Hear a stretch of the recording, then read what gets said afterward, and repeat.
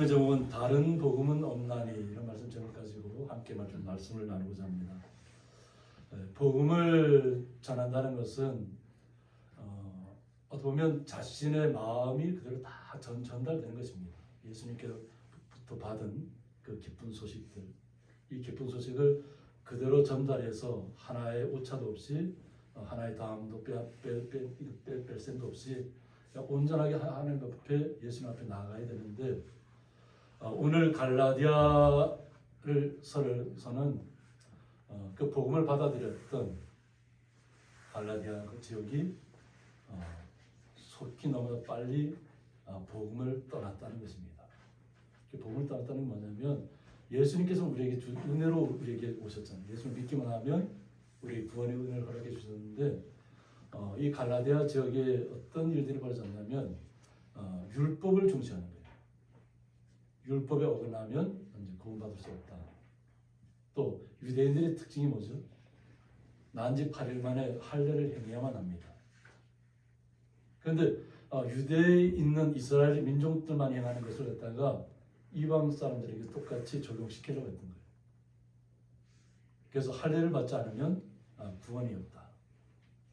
이제 그것에 사람들이 사람들은 이론적인 것에 많이 빠지잖아요.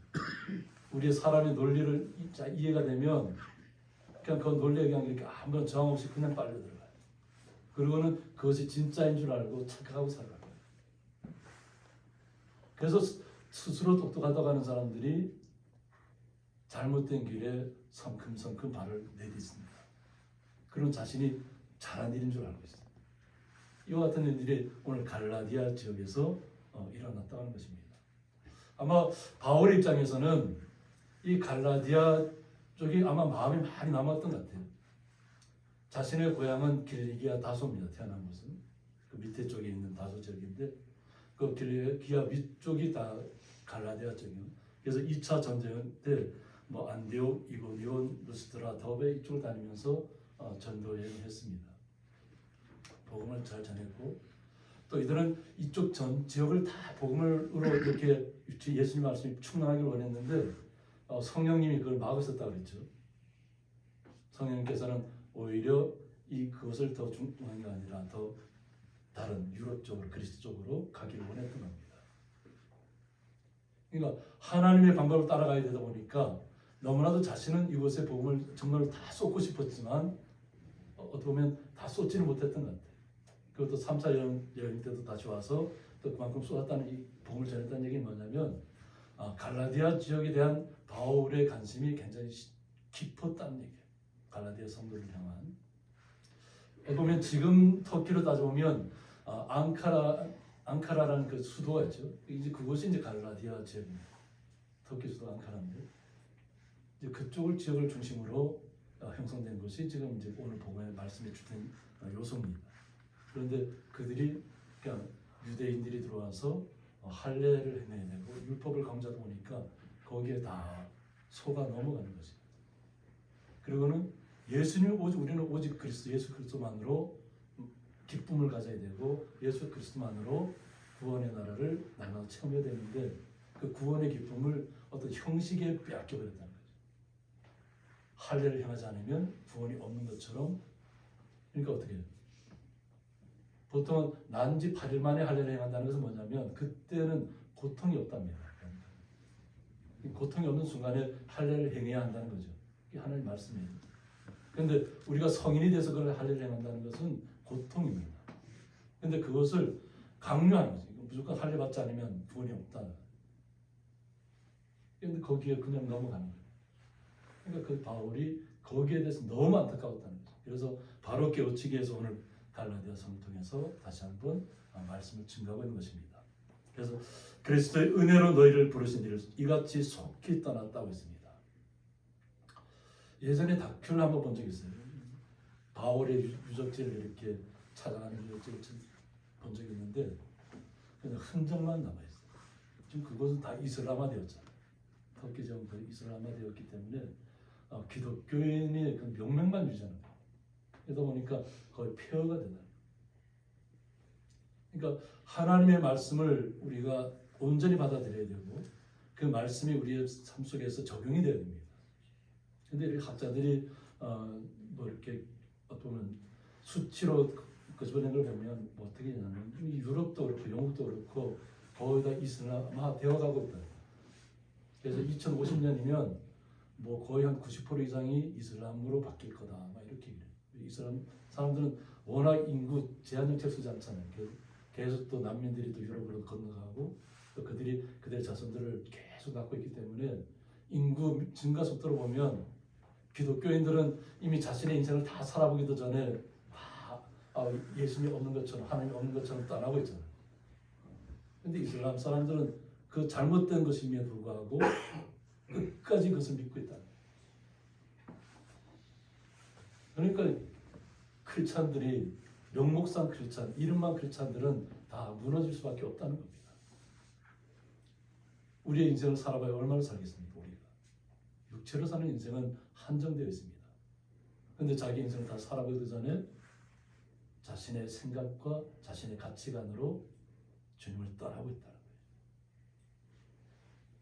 거예요. 제가 몇 달 전에 한번 얘기했지만 또 다시 일어나기도 합니다. 스코틀랜드 지역에서부터 시작해서 또 미국도 에딘버러에서부터 시작해서 다시 부흥의 물길 청년들부터 다시 일어나고 있긴 있지만 대학교에서부터 많은 사람들이 미국이라는 나라가 무너져가고 있다는 거예요. 다음 주가 보면 전국 교회가 10월 27일 날이 오후 강화문과 서울광장 통해서 오후 2시에 이제 큰 예배를 드립니다. 주일날 예배를 드리고 큰 기도회라는 명칭을 갖는데 뭐냐면 차별금지법과 동성애를 그 법이 통과되지 않도록 하는 거예요. 잘못된 것을 잘못됐다고 이야기하는데 그것을 갖다가 유럽이나 미국이나 이런 나라에서는 다 허용을 하고 있어요. 미국 같은 나라 주마다 다 법이 틀리다 보니까. 그러니까 동성끼리 결혼해도 되고 뭐 동성끼리 그런 일을 벌여도 되고 아무런 문제가 없다는 거예요. 그것이 통해서 에이즈가 발생이 돼도 거기에 대해서는 함구하고 있잖아요. 에이즈에 대해서는 얘기를 안 합니다. 사람들이. 왜 에이즈에 대해 얘기를 안 할까요? 그냥 병들어도 괜찮다는 거예요. 보면 약만 공급해 줄 테니까 그냥 너희들은 너희들 마음대로 방탕하게 생각하라는 거예요. 그들의 인권을 존중하는 것 같아요. 에이즈 얘기를 안 하면. 동성애를 하게 되면 에이즈라는 것이 창궐하게 돼 있고 예전에 그것 때문에 온 우리 한국이 공포에 떨었던 적이 있습니다. 그리고는 그것을 다 무마시키려고 잠잠하게 아무도 얘기하지 않는 거예요. 인구는 그 에이즈 환자는 점점 늘어나는데 지금 우리가 느끼는 건 뭐냐면 아프리카 쪽에서도 엠폭스라는 것을 통해서 지금 계속 사망자가 계속 늘어나고 있어요. 지난주 잠깐 봤더니까 엠폭스로 인해서 1,000명이 사망자가 늘었다 하더라고요.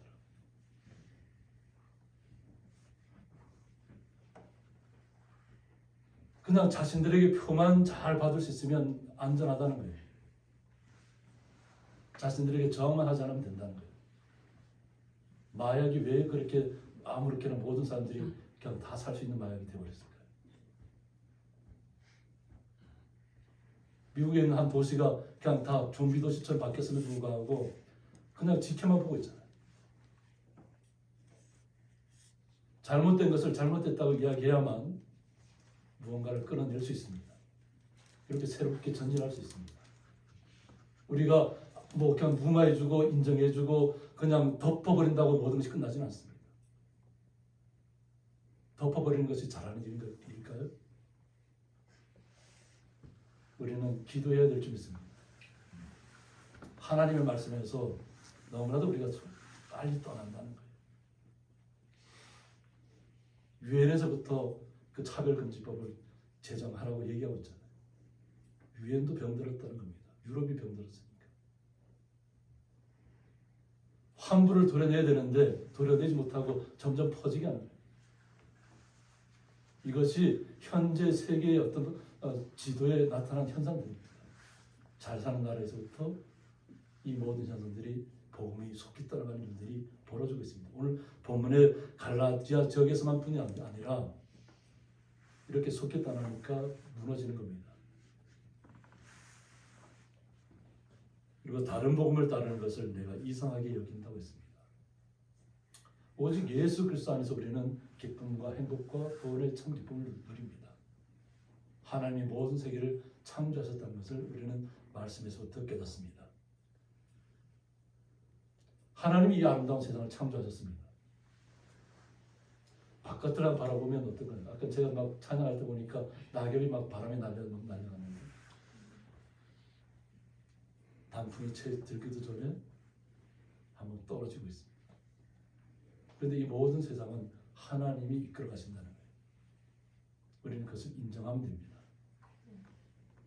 계절은 변함없이 우리에게 다가올 것이고 때로는 바람이 불면 우리는 거기에 대비하라는 얘기입니다.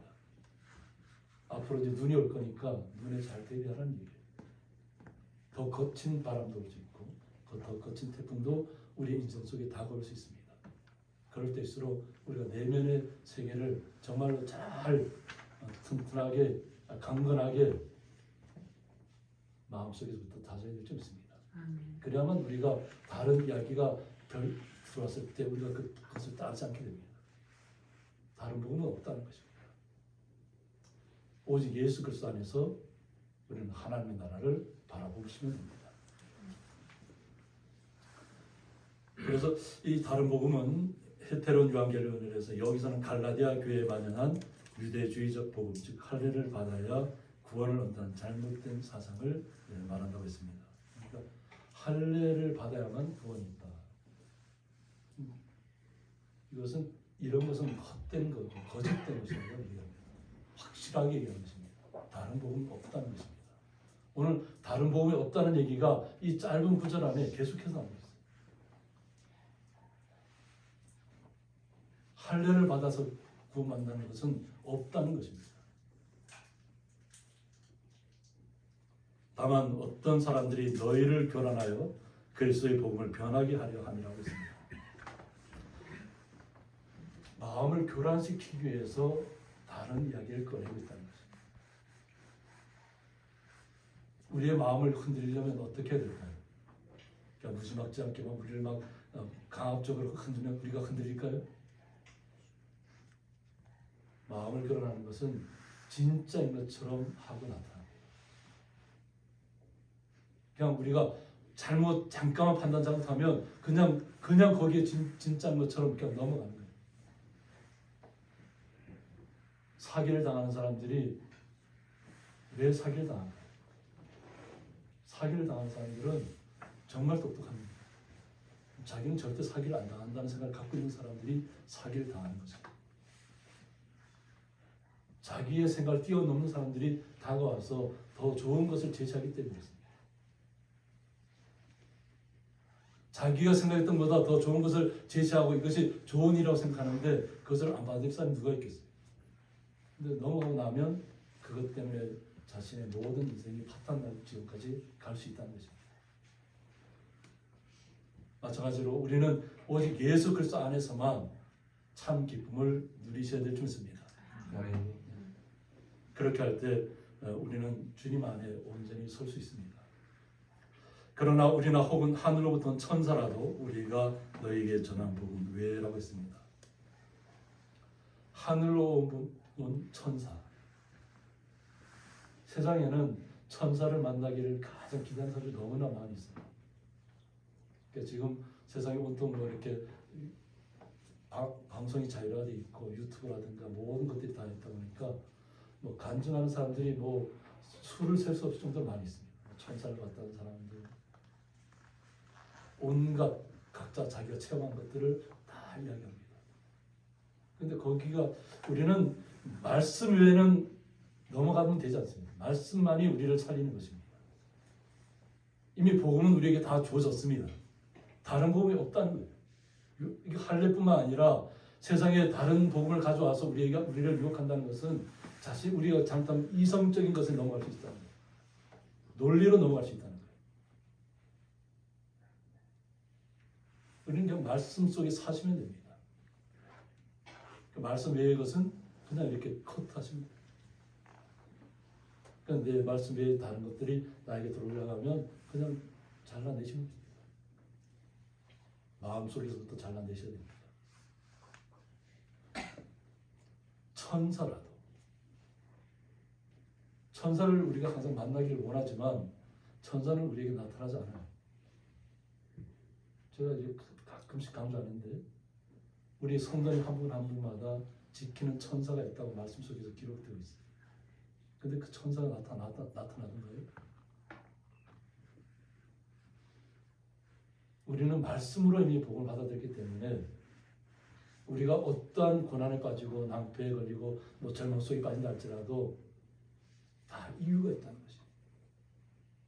죽음의 위기를 겪으면 겪을수록 우리의 믿음은 더욱더 단단해질 것입니다. 왜? 주님이 나를 함께 하실 것을 믿기 때문에. 내가 넘어져도 쓰러져도 거친 광야에 버려져도 거친 파도에 휩쓸려도 주님의 뜻이라면 우리가 감당할 믿음이 있어야 될 수 있습니다. 우리가 감당하지 못할 시험을 우리에게 허락하지 않는다고 했습니다. 만약 우리에게 그런 어려움이 다가왔다면 하나님께서 나의 방향을 바꾸려고 하는 뜻인 줄 믿습니다. 지금 가고 있는 방향이 너무 좋은 것 같지만 그것이 아니라는 겁니다. 돌아서라는 겁니다. 휘황찬란하게 모습이 나타났다고 해서 그것이 우리의 모든 것을 대변하지는 않습니다. 우리에게 아름답게 나타나는 것, 천사처럼 나타나는 것 주의하셔야 될 것입니다. 말씀 속에서 더욱 권해주시기 원합니다. 그래서 다른 복음을 전하면 저주를 받을지어다 하고 있습니다. 우리가 성경에서 얘기하는 저주를 받는다는 얘기는 하지 않아요, 그죠? 근데 얼마나 강조하고 싶었으면 예수 그리스도 외에 다른 것을 전하면 저주를 받아야 된다.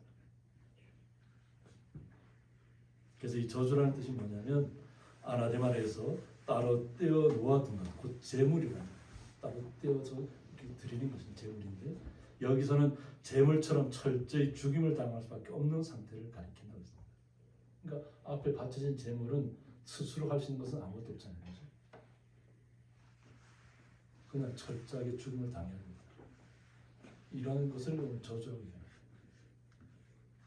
하나님의 뜻을 떠나서 하나님의 나라를 소유할 수는 없습니다. 얼마 전에 로잔대회라는 것이 있었습니다. 우리나라에서 개최됐는데 거기에 나온 이렇게 그 발표문들을 보면 모든 종교를 통합시키려고 해요. 다 좋은 것이 좋다는 거죠. 그러니까 이 땅에 세상에 존재하는 모든 종교는 다 하나다라는 거예요. 미국 의회에서 어떻게 아멘을 하는지 아세요? 우리는 예수 그리스도의 이름만으로 아멘 하잖아요. 근데 미국 의회가 어떤 얘기를 하냐면 그냥 온갖 신이라는 신들을 다 붙여놓고 그러고 나서 그들이 다 자신들 함께하기 원하면서 아멘 하고 있어요. 세상에서 가장 강대국이라는 나라가 무너지고 있다.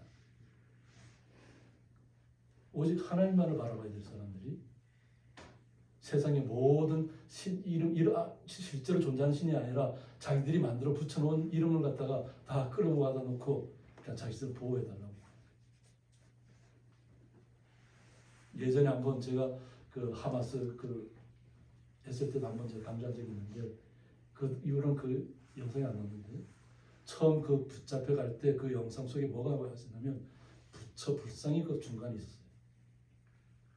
그리고 사람들이 그리고 거기서 마약을 하고 거기서 춤추고 막 자신들의 히피 음악을 갖다 하고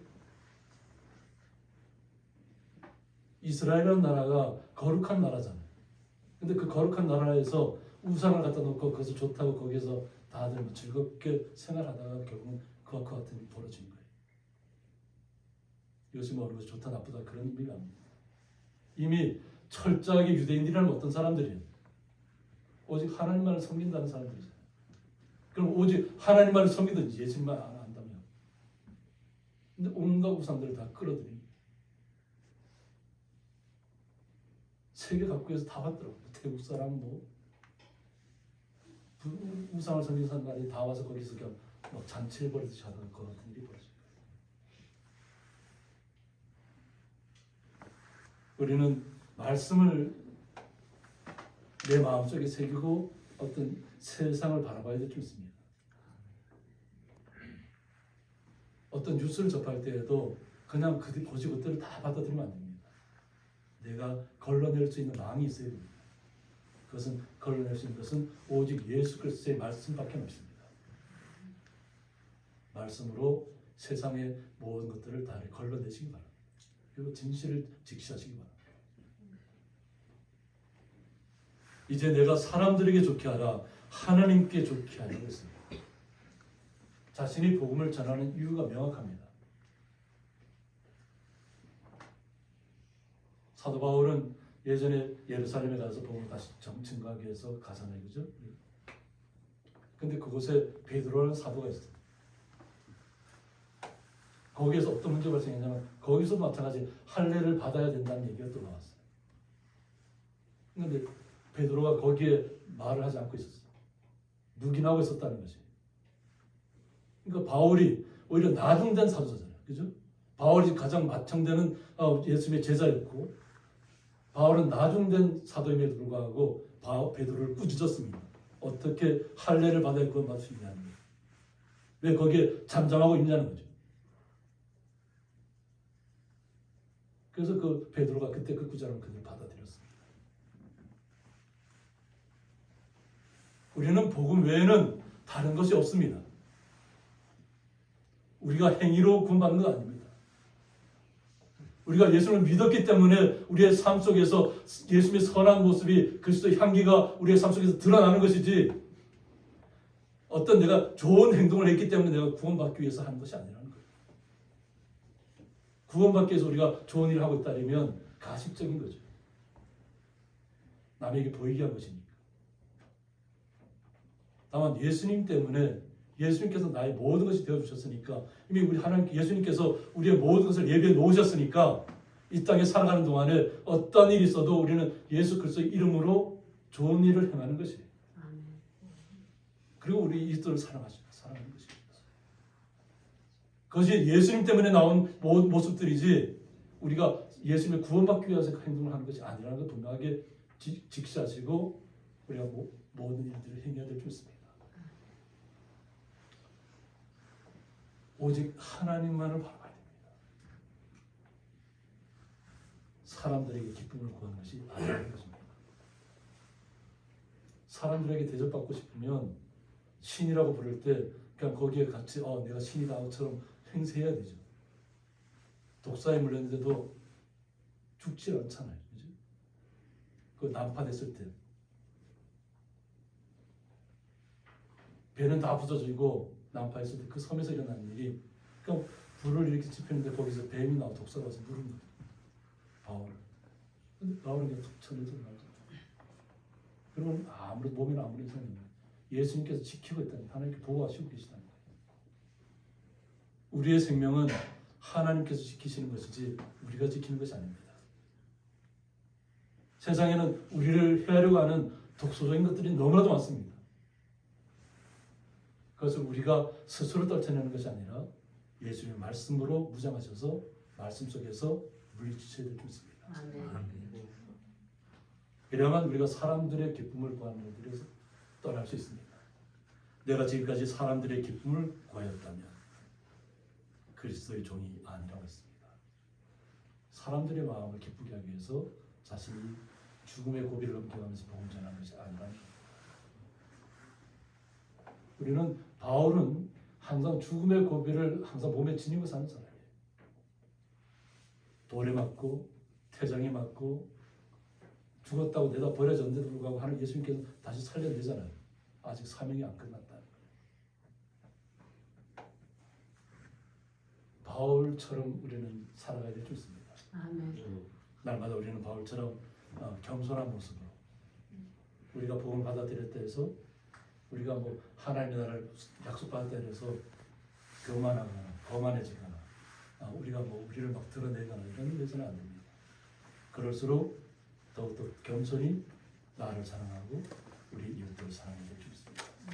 이러한 모습들이 오늘 바울이 물리치고자 했던 그 상황들이 우리 성도님의 삶 속에서도 날마다 넘쳐나시기를 주님의 이름으로 축복합니다.